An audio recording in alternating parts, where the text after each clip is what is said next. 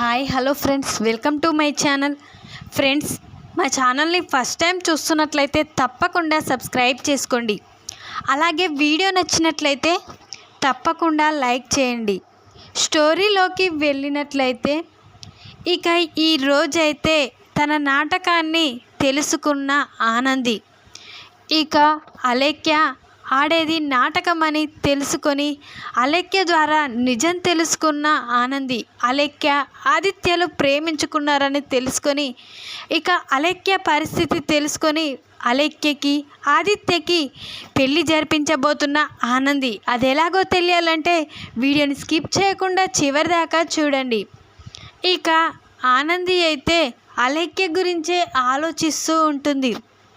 అప్పుడే ఇక అటు నుండి సింహాద్రి పద్మమ్మ ఏంటి ఇప్పుడు ఈ బిడ్డని ఒక్కదాన్నే వదిలేసి వెళ్ళాలా? అటు సీనుగాడేమో ఏదో పనుందని బయటికి వెళ్ళాడు, ఇటు మనమేమో అటు సరుకులు తేవడానికి నీకేమో సైడ్ దగ్గర పనుందని చెప్పావు.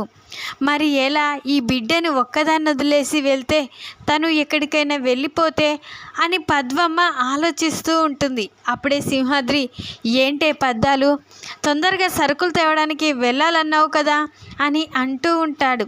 అవునండి, నేను సరుకులు తేవడానికి నువ్వు సైడ్ దగ్గరికి వెళ్తే ఈ అమ్మాయి ఒక్కతే ఉంటుంది కదా, అందుకనే ఆలోచిస్తున్నాను ఇక్కడ ఎవరుంటారని అని ఇక అంటూ ఉంటుంది పద్మమ్మ. అయితే అప్పుడే సింహాద్రి మన బిడ్డకి ఫోన్ చేద్దామే, తను వచ్చి ఇక్కడ కొద్దిసేపు కూర్చుంటుంది, ఇక మనం వచ్చాక తనని పంపించేద్దాం అని సింహాద్రి చెప్పగానే అప్పుడే పద్మమ్మ ఏంటండి, తనకి ఏదో ఒక పని ఉంటుంది కదా, వాళ్ళ అత్తయ్య గారు ఊరుకుంటారా అని అంటూ ఉంటుంది పద్మమ్మ. అయితే ఏంటే పద్దాలు, ఆ బిడ్డ కోసం ఖచ్చితంగా మన బిడ్డ వస్తుంది, ఇక తనని చూసుకోవడానికే కదా మనం తొందరగానే వస్తాం కదా, అంతసేపే కదా, ఏం కాదు, ఇక కుట్టికి ఫోన్ చేద్దాం అని ఇక వెంటనే సింహాద్రి ఆనందికి ఫోన్ చేస్తాడు.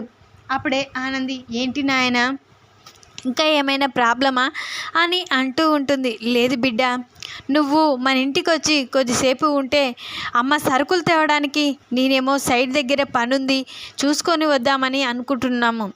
ఈ అమ్మాయి ఒక్కతే ఉంది కదా, అందుకనే నీకు ఫోన్ చేశాను.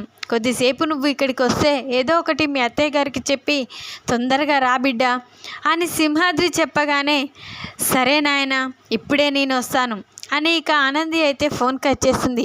అప్పుడే పద్మమ్మ ఏంటండి ఏమన్నది బిడ్డ అని అంటూ ఉంటుంది పద్మమ్మ. అయితే అప్పుడే సింహాద్రి మన బిడ్డ రానని చెప్తుందానే, మన బిడ్డ ఇప్పుడే బయలుదేరి వస్తానంది అని అనగానే సరే అండి, ఇక మన బిడ్డ వచ్చేంత వరకు మనం ఇక్కడే ఉందాం, తను వచ్చాకే నేను సరుకులు తేవడానికి నువ్వు సైడ్ దగ్గరికి వెళ్దువు కానీ అని అంటూ ఉంటుంది పద్మమ్మ. అయితే అప్పుడే ఇక ఆనంది అత్తయ్య గారు నేను అమ్మా నాయనల దగ్గరికి వెళ్ళొస్తాను అని అనగానే అప్పుడే ఇక ఏంటానంది ఈ టైంలో అక్కడికెందుకు అని అంటూ ఉంటుంది సునంద. అయితే అప్పుడే ఇక అమ్మ ఏమో సరుకులు తేవడానికి నాయనేమో సైడ్ దగ్గరికి వెళ్తున్నారంట, ఇక దివ్య కాడ ఎవరు లేరని తన దగ్గర కొద్దిసేపు ఇక అమ్మ వచ్చేంత వరకు అక్కడ ఉండమని నాయన ఫోన్ చేశాడు, వెళ్ళొస్తాను అత్తయ్య అని అంటూ ఉంటుంది ఆనంది. అయితే అప్పుడే ఇక సునంద అయితే సరే ఆనంది వెళ్ళరా అని ఇక అనగానే సరే అత్తయ్య వెళ్ళొస్తాను అని ఆనంది అక్కడి నుంచి ఇక సింహాద్రి పద్మమ్మ ఇంటికైతే వస్తుంది. అప్పుడే ఇక సింహాద్రి పద్మమ్మ వచ్చావా బిడ్డ, నీకోసమే ఎదురు చూస్తున్నాను, నాకు సైడ్ దగ్గర ఈరోజే అర్జెంటుగా పనుంది, మీ అమ్మేమో ఇంట్లో ఏవి సరుకులు లేవని సరుకులు తేవడానికి వెళ్తుంది, అందుకే నీకోసం ఎదురు చూస్తున్నాము, నువ్వు ఇక్కడే ఉండు, దివ్యతో మాట్లాడుతూ ఉండు, కాసేపట్లో మీ అమ్మ వచ్చేస్తుంది అని ఇక అనగానే సరే నాయన వెళ్ళండి అని ఇక అనగానే ఇక పద్మమ్మ సింహాద్రిలు అయితే ఇద్దరూ కలిసి ఇక తను సైడ్ దగ్గరికి తనేమో సరుకులు తేవడానికి వెళ్తారు. అప్పుడే ఇక ఆనంది ఇక అటు ఇటు తిరుగుతూ ఉంటుంది. ఇక ఒంటరిగా కూర్చున్న దివ్యని చూసి ఇక బయట నిల్చొని ఏంటి దివ్యకి ఎప్పుడు గర్తం గుర్తుకొస్తుందో ఏమో తన వాళ్ళ దగ్గరికి పంపించేస్తే ఇక ఒక భారం తీరిపోతుంది. ఇక తన వాళ్ళు కూడా తన కోసం వెతుకుతూ ఉండొచ్చు. తను ఎక్కడికి వెళ్ళిందో అని ఇక చాలా బాధపడుతూ ఉండొచ్చు అని ఇక ఆనంది అనుకుంటూ ఉంటుంది. అప్పుడే ఇక అలేఖ్య మాత్రం ప్లాన్ తోటే వస్తుంది కదా ఇక్కడికి. ఇక అలేఖ్య అయితే రూమ్లో కూర్చొని ఫోటో పట్టుకొని చూస్తూ ఉంటుంది. అప్పుడే ఆనంది అలేఖ్య దగ్గరికి వెళ్తుంది. దివ్య ఏం చేస్తున్నావు అని అంటూ ఉంటుంది. అప్పుడే ఇక దివ్య అయితే ఫోటోని దాచిపెడుతుంది. అప్పుడే ఇక ఏంటి దివ్య ఏం దాచిపెట్టావు, ఒకసారి నువ్వు లేవు అని ఇక అంటూ ఉంటుంది ఆనంది అయితే. ఏం లేదక్క అని దివ్య అంటూ ఉంటుంది. లేదు దివ్య నువ్వేదో దాచిపెట్టావు నేను చూశాను, నువ్వులే అని అంటూ ఉంటుంది ఆనంది అయితే. అప్పుడే దివ్య కంగారు పడుతూ లేచి నిల్చుంటుంది. అప్పుడే ఇక దిండు కింద ఉన్న ఫోటోని చూసి ఒక్కసారే షాక్ అయిపోతుంది ఆనంది అయితే. అప్పుడే ఈ ఫోటోలో ఉన్న అతను నీకు తెలుసా అని అంటూ ఉంటుంది ఆనంది అయితే. అప్పుడే ఇక దివ్య కంగారు పడుతూ ఉంటుంది. ఆయన మీ బావగారు కదా, ఆ ఫోటో నీ దగ్గర ఎక్కడుంది అని అంటూ ఉంటుంది ఆనంది అయితే. లేదక్క ఈ ఫోటో ఇక్కడే దొరికింది అని కంగారు పడుతూ చెప్తూ ఉంటుంది. అప్పుడే ఆనంది ఈ ఫోటో మా ఇంట్లో లేదు, ఈ ఫోటో ఎక్కడికి నుంచి వచ్చింది చెప్తావా చెప్పవా అని ఆనంది వార్నింగ్ ఇస్తూ ఉంటుంది దివ్యకైతే. అప్పుడే ఇక దివ్య నీకొక నిజం చెప్పాలక్క అని అంటూ ఉంటుంది.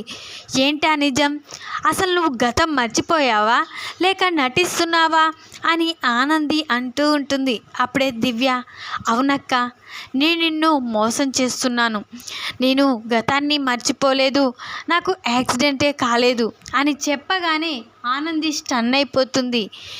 ఏంటి దివ్య నువ్వు చెప్పేది అని అంటూ ఉంటుంది. అప్పుడే అవునక్క నేను ఏ గతాన్ని మర్చిపోలేదు, గతం మర్చిపోయినట్లు నటిస్తున్నాను, అంటే నేను ఆదిత్యని సొంతం చేసుకోవడానికి ఇక్కడికి వచ్చాను అని అనగానే ఒక్కసారి స్టన్ అయిపోతుంది ఆనంది అయితే.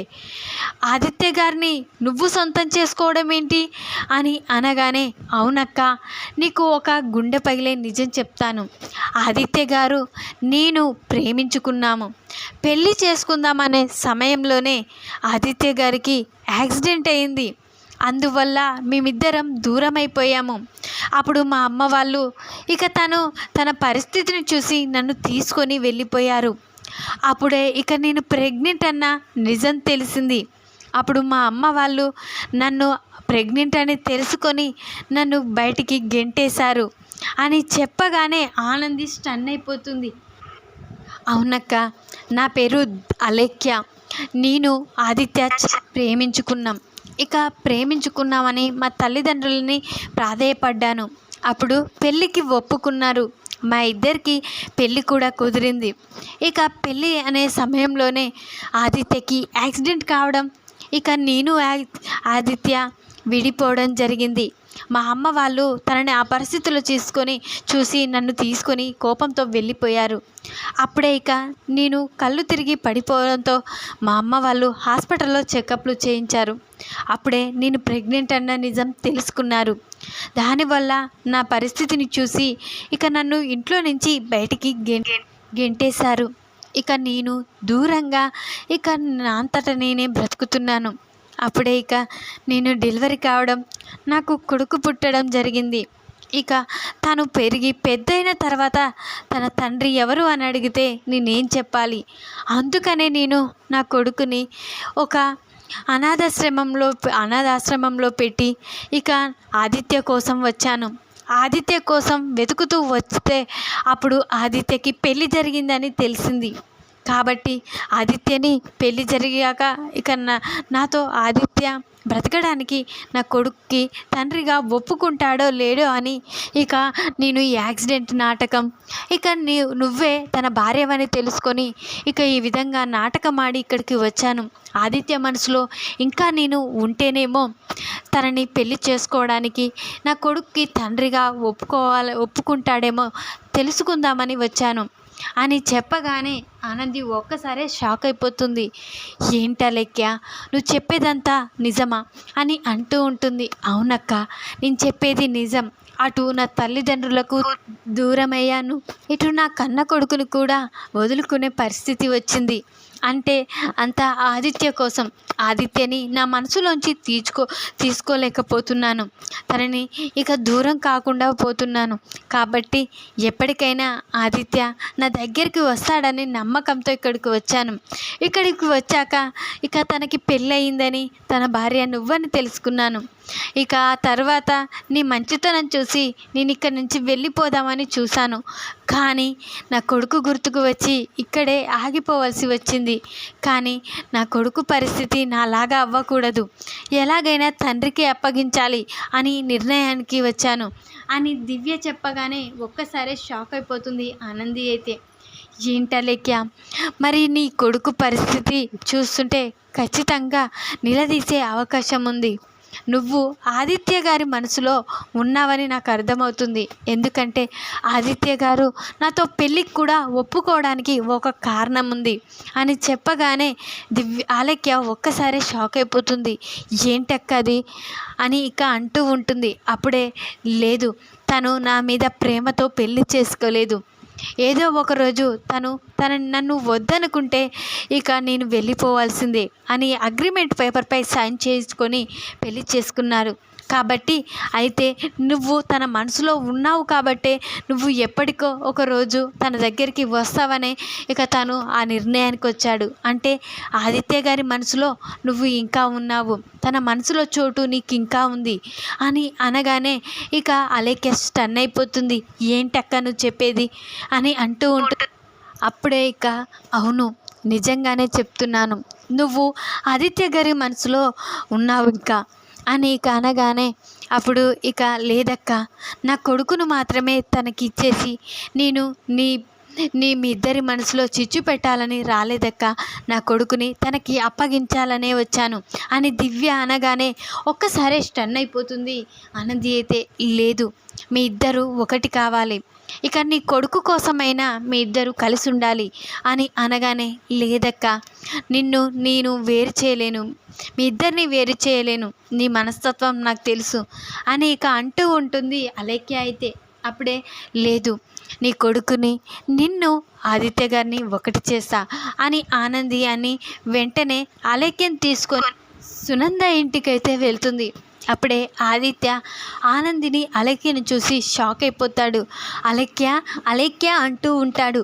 అప్పుడే ఇక ఆనంది, చూసావు కదా, నీ మీద ప్రేమ ఇంకా ఆదిత్య గారికి పోలేదు, కాబట్టి ఆదిత్య గారు నువ్వు ఒకటి కావాలి, నీ కొడుకు కోసం నువ్వు ఆదిత్య గారిని మళ్ళీ పెళ్లి చేసుకోవాలి అని అనగానే ఒక్కసారే సునంద స్టన్ అయిపోతుంది.